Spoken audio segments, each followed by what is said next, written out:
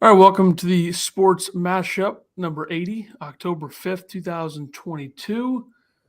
And all right, do we want to talk about, instead of the NBA, do you want to start out with the hats that we're wearing and maybe, a little shout out? Oh yeah, give a little shout out to old Paul, Underdog Sports, local business to us, hooking us up. Got Yeah. used and new uh, golf, disc golf, basketball, baseball, softball gear, even memorabilia stuff. Got it all there. Yeah, so shout out to them. And you can see the hats. So there you go. There's nothing in the NBA this week, so next week we'll have season preview, something for that. I'm sure be able to discuss that, then make some picks next week. But we'll start in the NFL in terms of sports, and you have Joey Bosa surgery. He's going to go on IR. Tore his groin in the first quarter last week. Not ideal if you're the Chargers. Yeah, and this isn't even from week 3. This is, uh, this is from week 3.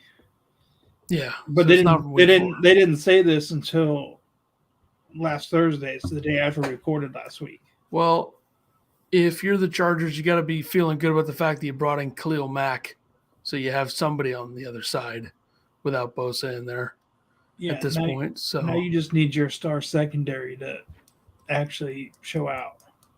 yep, they're going to need it. All right, let's go now. The Week 4 review.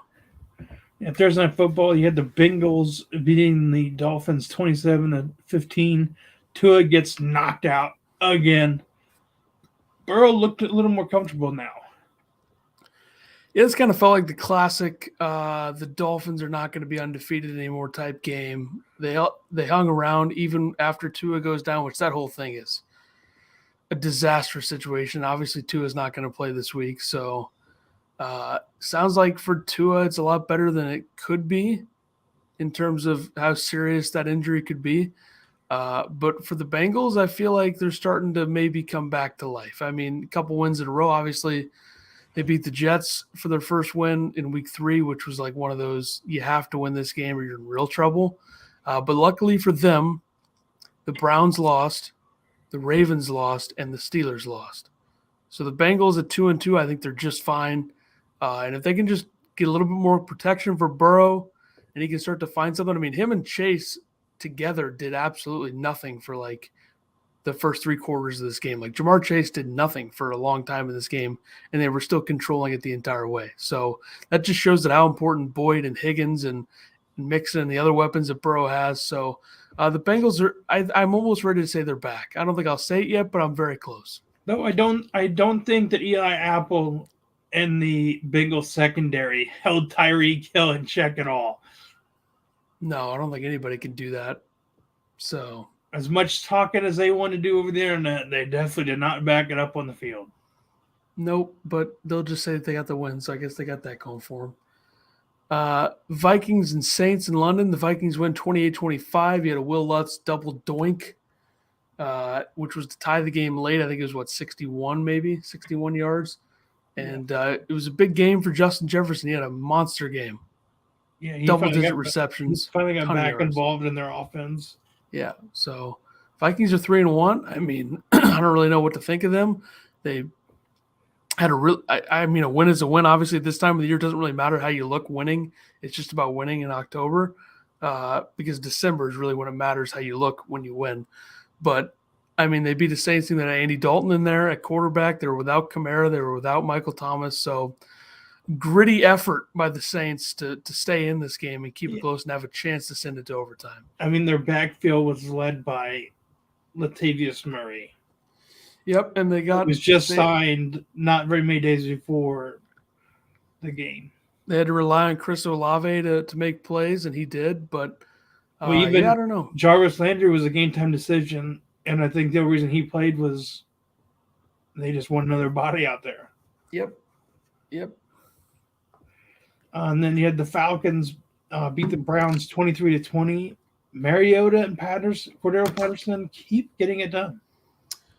Yeah, unfortunately, Cordero Patterson's out for 4 weeks now, but That's I mean, a the big shot Falcons, to your fantasy team. yeah, especially since I have them in both of my leagues. So that's not good, especially since in one of the leagues I have Javonte Williams as well. So really big hit this week. But anyway, I mean, yeah, the Falcons are one of those teams that kind of a wild card coming into the season. They look pretty solid to me. I mean, I don't know how long this lasts. I think they're playing the Bucks this week, and I think that's a get right spot for the Bucks, since the Bucks always seem to absolutely destroy, at least under Tom Brady, destroy the Falcons in Tampa. So yeah, I don't know. I don't really know what to think of the Browns. I don't really think you could judge them that much until Deshaun Watson is there. But Brissett's done a pretty good job holding them up. But either way, the Falcons are 2-2 now. So are they 3-1 or 2-2? 3-1, I think. They lost week 1, I think. They beat the Seahawks, beat the Browns. Lost to the Saints and lost to the Rams. They're 2-2. No. But they lost, yeah. Solid. They're solid. Cowboys beat the Commanders 25-10. This game never felt close. I think the Cowboys defense is really holding them up. And they're 3-0 with Cooper Rush quarterback. Now, the opponents that Cooper Rush has faced, he faced, the Bengals. I still think we're going to end up thinking that they're a good team at the end of the year. They were in a disastrous spot in that game, the way they were playing. And then obviously the Commanders are terrible. And the Giants, I mean, divisional game, I don't know. I do think the Cowboys defense is good, though. Well, that Jahan Dotson got hurt, so that you really only had to cover McLaurin. Curtis Samuel.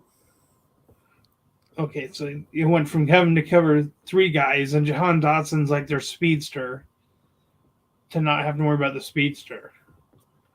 True. And once they get Brian Robinson back in that backfield, who was going to be their starting running back. Yeah. They stink, though. Yeah. With this game being said, I had a fantasy trade offer today. Zeke and who was even the other guy? I don't remember who the other guy was. That's how irrelevant he was. For Nick Chubb. Done. You would have taken it? No. It was Jarvis Landry. Yeah, no. Yeah, I'm like, let me give the number 1 fantasy running back up for Zeke, the guy who you never know how many touches he's getting. And That's Jarvis bad. Landry. Yeah, I mean, with Chubb, sometimes you don't know what you're getting because how many touches Kareem Hunt can steal. True. You can't give up the number 1 position player for that, though. Yeah, I agree. Then the Seahawks beat the Lions 48-45 in overtime. I wrote this game as this game, I think, shocked the world. A lot of points. Especially for these 2 teams. Especially with the Lions being without DeAndre Swift and Amon-Ra St. Brown. I can't believe the Seahawks put up this many points. Geno Smith, might be the future of the franchise. Well, let's not get too far. They don't look too bad. Still don't think they're going to end up being any good, but they don't look too bad. No, that's what them scoring 93 combined points. Hammer the over. Hammered it. Titans, Colts, boring divisional game. The Colts are still frauds is my takeaway. I think Jonathan Taylor got hurt during this game. That's why he's out tomorrow. Yes. I assume. So, yeah, not good for the Colts. They're in a pretty disastrous spot where they won 2-1. Titans are 2-2. I still don't think – I think the Jags are better than both of these teams as it currently stands. Of course, that could change. But this division is awful to watch. Like, I do not like watching this division.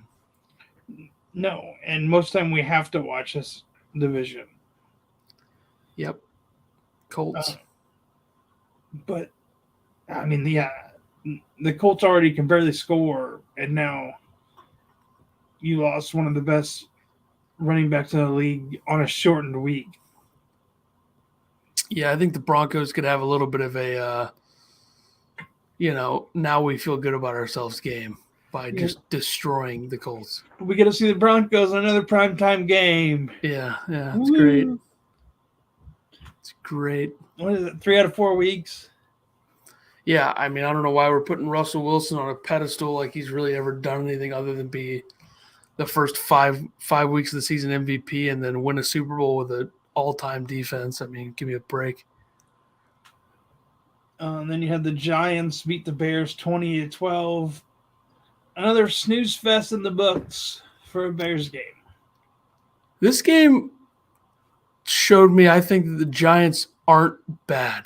Like, this is the type of game where the Giants would come into it and probably lose just because, nobody really views them as being like a threat to anybody. But I don't know. I know the Bears are really bad and their offense is terrible, but I don't know. The Giants showed me a little something with this game just because it's a classic, both of these teams stink. Giants are never going to be 3-1. They're going to lose. They end up winning. But other than that, yeah, the Bears are bad. I think everybody knew this. But I think I did look at the halftime box score and did see Mooney was the leading receiver. They did hit him a couple times. But then there were some really bad moments for the I was trying Bears. to see Kenny Galladay, and I think he may have had like one catch. The Giants have a lot of injuries, too. They had Daniel Jones go down, and then Tyrod Taylor went down. So I don't know what their status is. It's going to be really hard for them in London this week, given all the injuries they have. So who knows how that game's going to go. But, yeah. The Eagles beat the Jags 29-21. It was a fast start for the Jags. Got off to a very fast start with an early lead. The Eagles prevailed, and the Eagles are the only undefeated team left in the league. They're 4-0, so keep it going, I guess. The Jags, I still think that they're going to be like a maybe slightly above average, like 9-8, 10-7, which should be enough to win that division. But I still like the Jags, but I will say that the Eagles, I mean, they're the only undefeated team. Would I say that they're the best team? Probably not, but I still think that they're, really good overall. Yeah. I mean, the Chiefs still should be undefeated. Yeah. Other than their blunder they had in Indy. Yeah, that was a bad one. The Jets beat the Steelers 24-20. Wilson gets his first win of the year and shoots his shot at Giselle. Yeah, I don't know about any of that, but on the football field, Trubisky gets benched for Kenny Pickett. I did see that, but Pickett throws 3 picks. Yeah. So I don't know. I mean, it looks like Pickett's their guy moving forward, but Steelers aren't any good, like at all. The Steelers had no business losing to this Jets team, especially with all the stupid mistakes the Jets make. Yeah, you can't lose that game at all. So the Steelers are a total non-factor this year. No. And do you think that Pickett came in this game because it was a home game? Like, think if it was an away game, it was any different? I don't know. Maybe. I mean, either way, through 3 picks, they're going to try to rely on him moving forward, which I always thought was kind of the right move just because he's, like 23 years old already or 24 years old. So you gotta put him in there sooner rather than later with that being said. But, yeah, I mean, bad. Very bad for him. The Bills beat the Ravens. The Ravens choked a 20-3 lead. The Bills win 23-20. Lamar had a late interception on 4th and goal. This was instead of kicking the field goal, which I don't know. I mean,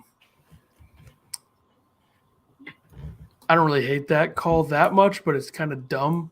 I guess you just take the points there, especially in those weather conditions that they had in Baltimore. But either way, the Bills came back and they won, and I don't think anybody's that surprised by that. Yeah, I mean, Justin Tucker could go down as one of the best kickers in NFL history, and Harbaugh always votes to go against him. That's true. That's very true. Chargers beat the Texans 34-24. Austin Eckler had a 3-touchdown game. believe 2 rushing, 1 receiving. Yeah, the Chargers got out quick and then almost gave it away late. But either way, they need their offense to get going, keep going, and we'll see. I mean, I don't know. The Texans aren't looking as bad No, as everyone thought at the beginning of the year. no, they choked it against the Bears. They tied the Colts. I mean, they're somewhat competitive, I guess, with a lot of draft picks incoming. So they should be pretty good in a like few everyone, years. I think, thought they'd be getting blown out every game. I don't know. I mean, Lovie Smith's an NFL coach, not a college coach, similar to how Nick Saban's a college coach, not an NFL coach. Not that similar, though, because Lovie Smith doesn't dominate the NFL level like Saban does the college level, but the idea still stands. Well, Lovey also doesn't recruit. Yeah. The Cardinals beat the Panthers 26-16. This is another boring game, I think. Kyler Murray threw 2 touchdowns, ran one in, and Baker Mayfield gets booed at home because the Panthers are a train wreck of a team. Train wreck. Yeah, you can't just, boo him. He's got McCaffrey and then hit or miss receiving core and tight end. Yeah, and Matt Rule has like 4 weeks before he's fired, maybe less. So, yeah, this is not going to end well, I wouldn't think. Yeah, Baker just get another offensive coordinator. Go to Sam Darnold. You're ready to throw him off the ship, too. He just got the first win for him last week. Their defense did a lot there in that game. And then you had the Packers beat the Patriots 27-24 in overtime. Injury-plagued Pats hung around in this. Kind of scaring for Packer fans. Yeah, I mean, I'm somewhat worried about it, but I'm not that worried about it just because, like I said earlier, it doesn't really matter how you look in October if you're winning. It more so matters in November, December, January. But though, you got 2 wins on 2 injured teams. Yeah, but also it's also a win is a win in September and October, in my opinion, and most of November. But the Packers' own mistakes kind of killed them in both of those games. Like if Aaron Jones doesn't fumble, the Packers probably cruise or make it a lot less close than it was. It would have been 21-3. And then in this game, if Romeo Doubs holds on to that touchdown, it's probably a 31-17 game. But yeah, Rodgers was absolutely horrendous in the first half. So that was a problem. He was a lot better in the second half. I don't know what the Packers defense is doing, playing as soft as they do and not stopping the run. That's got to be something they fix. But either way, the 3-1, it's October. Their schedule is pretty easy for the next few weeks. Giants, Jets, Commanders before they play the Bills. So no reason to not win all 3 of those. But yeah, I mean, the Patriots. The Dobbs drop, though. Like, it's probably a small percentage of receivers in the league who catch and hold on to that ball. Probably, yeah. I would agree. But it definitely would have made the game not go to overtime. It definitely would have, probably made it a 2-score game. But either way, I forgot who I just read that the Patriots brought in as a quarterback, but they don't know if it's for him to be the starter or the backup. Well, I think if Mac Jones can't go and Brian Hoyer can't go. It was Gilbert. Garrett Gilbert? Yeah. Well, I think you stick with Bailey Zappi as a starter. That's what I would do. He didn't look too bad. Raiders beat the Broncos 32-23. Weird score. Raiders get their first win of the season. Josh Jacobs, 144 and 2 touchdowns. I mean, there's a lot of scores this past week, but the Raiders still offense. He gets so dependent on looking one way. Like Devonta has another big week, and Waller had like 2 catches again. I don't even know what Mac Hollins did. It's gonna be something that's hard to figure out for them. I mean, I don't know.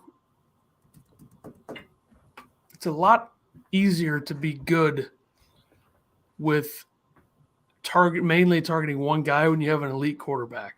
So when Rodgers was doing it with Adams, they were still successful. And that's also because they had a consistent running game and a good offensive line. The Raiders, I don't think their offensive line is that good. They definitely don't have an elite quarterback, at least to the level of Rodgers. The running game, a little hit or miss, in my opinion. I don't think they use Jacobs enough. And then the receiving core, the one thing that they had that the Packers didn't have last season, in my view, is probably – well, Renfro didn't play in this game, but like Renfro and Waller, along with Adams, is better than, Robert Tonyan and Alan Lazard along with Adams. Slightly better, So I don't know. They'll figure it out, but they're 1-3. I don't think they're that good anyway, and they're going to lose probably both games to the Chiefs. That's 2 more losses. So the Raiders are still frauds, in my opinion. And then you had Sunday Night Football.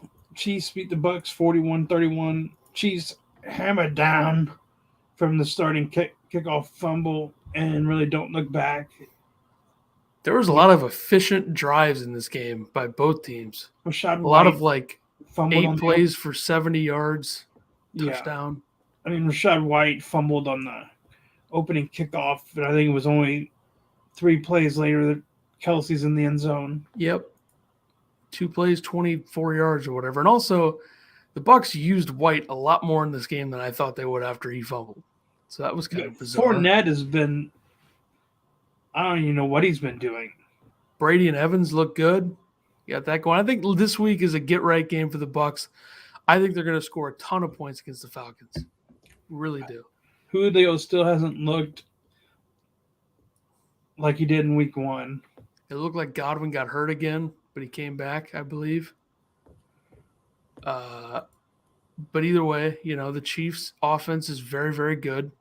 Mahomes was literally doing whatever he wanted. He did throw a pick late, but that was just kind of a weird play altogether.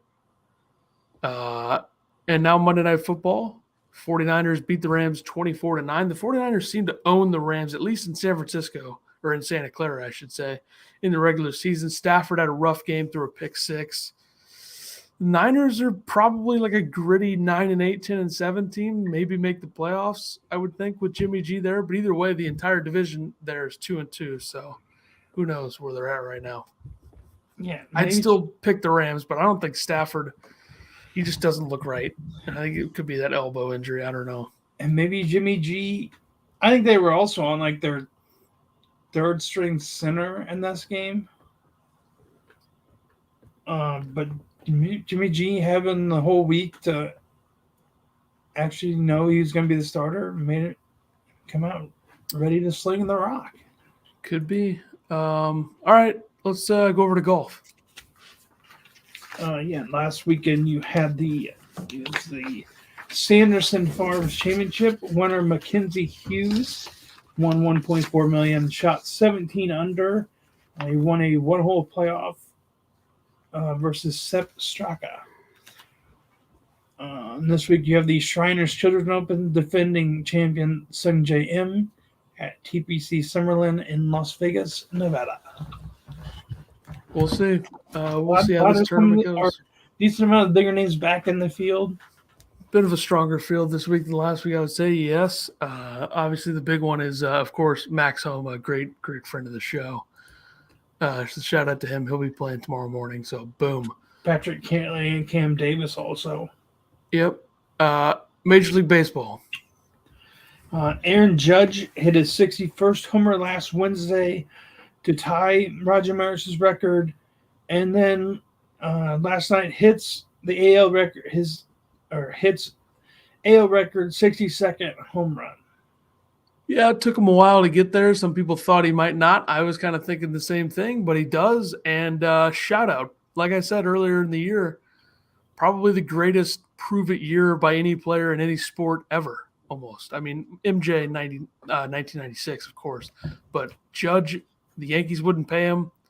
Judge was like, okay, I'll just go out there and should be cruising to an MVP. I know Ohtani's great and all, but Judge should be the MVP. 62 homers, bats over 300, just a ridiculous season for Judge, and he's going to get paid. And I think if it's not the Yankees, it's going to be the Giants, but you didn't hear that here first. So and all that, and how many games did he miss? I don't think he missed that much this season, but either way, I mean, the production is the production. So he had that. You also had there's a pitch clock testing, I guess, in minor league games or seeing how it goes, cutting games down by 25 minutes. I'm assuming they'll bring this to Major League Baseball. probably. So there you go. But I mean, is it on average? I mean, like, is 25 minutes really that big of a deal? I mean, with how long some baseball games are, I think they view it as one.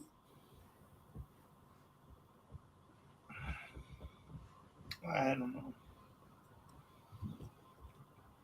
But the playoffs are set.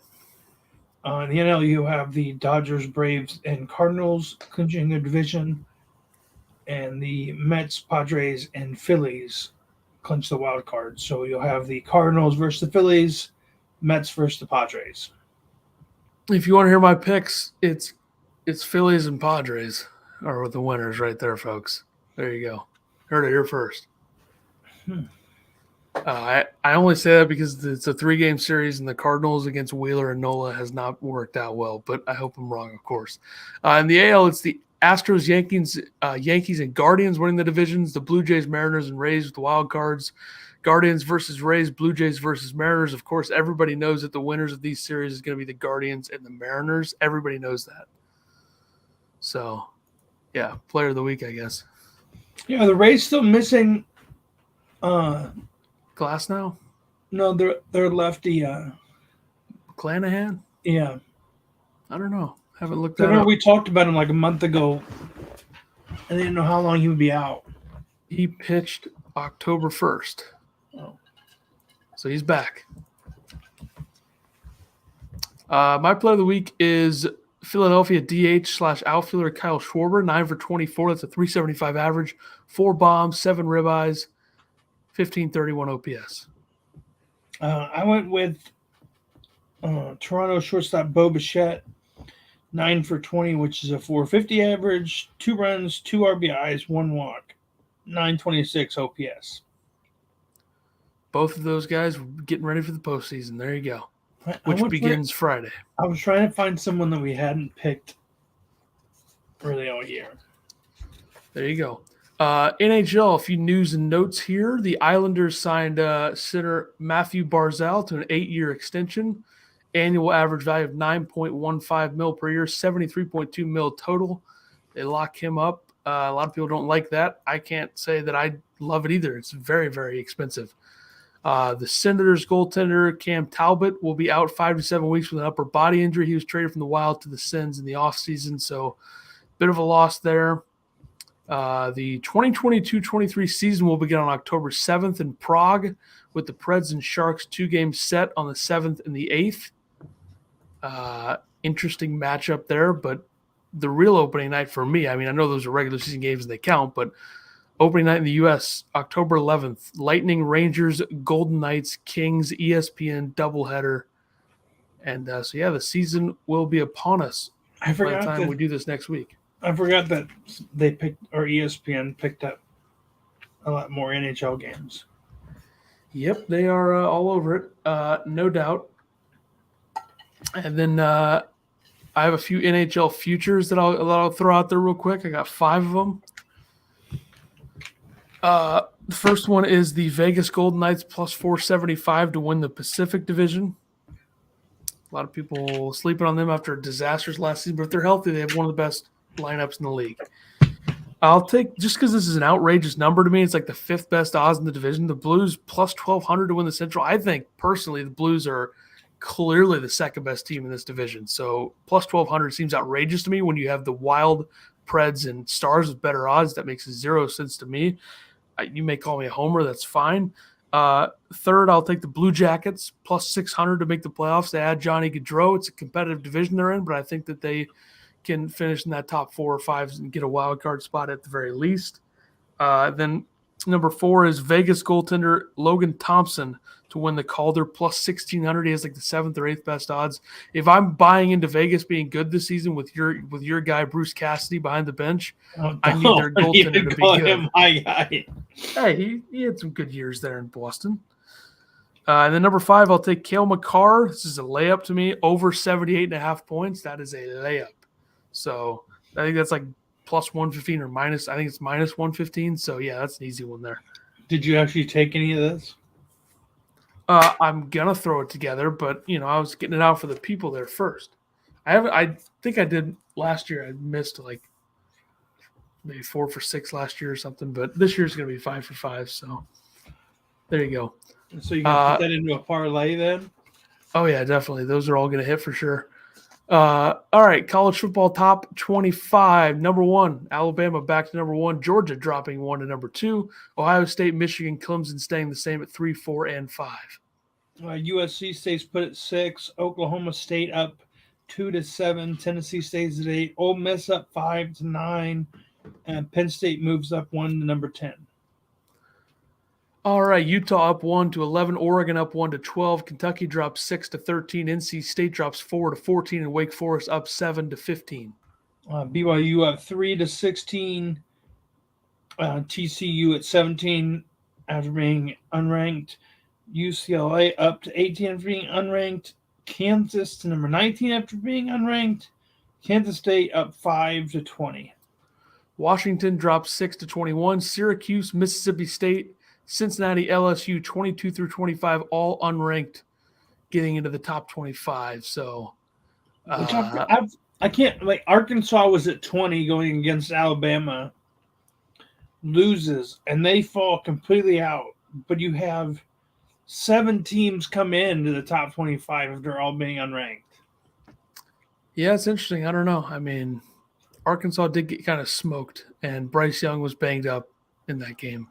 I know, but it's 2 versus 20, and you're dropping all the way out. Proactive, quick on their feet. All right, the picks last week for me: 10 and 11, 2 and 3 in Major League Baseball, 5 and 3 in college football, 3 and 5 in the NFL. Didn't hit on any golf, so not great. I was 14 and 8. I was 4 and 1 in baseball, 5 and 3 in college football, and 4 and 4 in the NFL, and hit on Keegan Bradley top 10. He tied for 5th at 13 under. My top 2 guys to win didn't even make the cut, and Sahith and Russell Henley. Yeah, I had Sahith as well. All right, let's do the golf for this week. The Shriners Children's Open from TPC Summerlin in Nevada. Who you got? To win, I have Sungjae M at plus 900, Max Homa at plus 1400, Tom Kim plus 2200. I have Max Homa plus 1400 to win. I have Tom Kim plus 2200 to win. And I have Tom Hoagie plus 5,000 to win. Hey, that's my top 20 guy. And you have normally, I'm just saying normally, not this week. My top 5 guy is Sung JM plus 180, who you have to win. Mine is Patrick Cantlay at plus 120. Top 10, who you got? Cam Davis plus 350. I have Emiliano Grillo plus 400. And my top 20 is Christian Budenhout at Bezadenhout. Bezadenhout. That's why I always have to say his name at plus 200. Yep. I'm surprised that you didn't pick who I picked, which is Rickie Fowler plus 220. Playing well going into this. He's been playing pretty well. Normally when I pick a top 20, it's Tom Hogue. Well, he let us all down before, but hopefully he's also got me a win before. There you go. All right, college football week 6. ACC, I have Virginia Tech plus 14.5 over Pitt. I'll take Virginia plus 3 against Louisville. They did, or you didn't have them last week, right? You had the North Carolina. I had Virginia Tech to cover against North Carolina, and they got smoked. Yeah, I told you I didn't trust that game. Yeah, I don't know. I'm sick of North Carolina. I'm done picking their games. Big 12, I have Kansas State minus 2 over Iowa State. I'll take Oklahoma State minus 9 versus Texas Tech. Big 10, Maryland minus 3 over Purdue. I love picking Ohio State dogs, so I'm going to take Michigan State plus 27 at home against Ohio State. What happened to Rutgers? They lost by 39, so they covered the plus 40. It's an amazing way to cover. So you won it? Yeah. I thought you were riding them until they lost. I'm out on them now. And they were playing tomorrow or Friday the game. Didn't really look at the Friday games, if I'm being honest. Sorry, Rutgers fans. Ethan's letting you down. I'll pick you more in basketball, I guess. Big 12 or Pac 12. For the third week in a row, Oregon State -7 over Stanford. I'll ride with their fierce rival, the Oregon Ducks, -13 at Arizona. I almost picked that game as well. SEC, Arkansas +9.5 over Mississippi State. All right, I will take Kentucky bounce back -9.5 against South Carolina. Basically, Arkansas is saying you shouldn't have taken my 23 spot because that's where we should be after losing to Alabama. Sure. Our 3 primetime games. Number 8, Tennessee versus number 25, LSU. Tennessee is a 3-point favorite. Give me the Vols -3. I am as well taking Tennessee. Number 17, TCU versus number 19, Kansas. TCU -7. This is the hardest pick of the game, hardest game of the week to pick. Because last week I took whoever it was to beat Kansas, and Kansas beat them. Kansas has college game day coming. They've looked really good. They were an absolute train wreck of a school in football for a long time. And TCU just beat the absolute you-know-what out of Oklahoma. It's a very, very hard game to pick. I'm going to ride with TCU being legit and Kansas having a letdown. I'll take TCU minus the points. I'm as well. I had Iowa State -3 over Kansas last week. And lastly, number 11, Utah versus number 18, UCLA. Utah -3.5. Chip Kelly is back, and I'm taking UCLA +3.5. Taking Utah. All right, NFL. I bet against them last week, and they made me pay for it. NFL Week 5. Yeah, starting tomorrow, you have the Thursday night football game, Colts at Broncos. Broncos are a 3-point favorite. Broncos -3. Haven't even thought about that. Easy pick. It is who I'm taking as well. Yeah. Without Jonathan Taylor, short week. It's a layup. Well, I wouldn't go that far. No, it's a layup. You just got done hating 15 minutes ago on Russell Wilson. Well, he's going to show up here. Maybe the Broncos defense will show up. Yeah, Matt Ryan will probably throw 4 or 5 picks. 5 games. I have the Jags -7 over the Texans. Chargers -2.5 over the Browns. Lions +3 over the Patriots. I don't know how the Lions are the underdog against the third-string ran offense in New England. The Titans -2.5 over the Commanders. And the Eagles -5.5 over the Cardinals. All right, I will take the Bucks -9 over the Falcons. Jets +3 against the Dolphins. Rams -5.5 against the Cowboys. Cardinals +5.5 against the Eagles. And the Chargers -2.5 against the Browns. Sunday night football. Bengals at Ravens. Ravens are the 3-point favorite. Taking the Ravens -3. As am I. Monday night football. Raiders at Chiefs. Chiefs -7. Layup. Chiefs -7 all day. Yeah, Chiefs -7. That's going to be like a 45-14 game. I was With going to say Devontae Adams have 130 and 2 touchdowns, and Carr will have 180 yards. I was going to say maybe 20, depending on if Renfro plays. Yeah, that's true. All right, that'll do it for us. NBA, NHL picks are back next week. Talk more about the seasons there next week for 81. NFL college football rolls on. MLB postseason will have the division series set, I believe. So, yeah, we will see you next week for number 81. Deuces.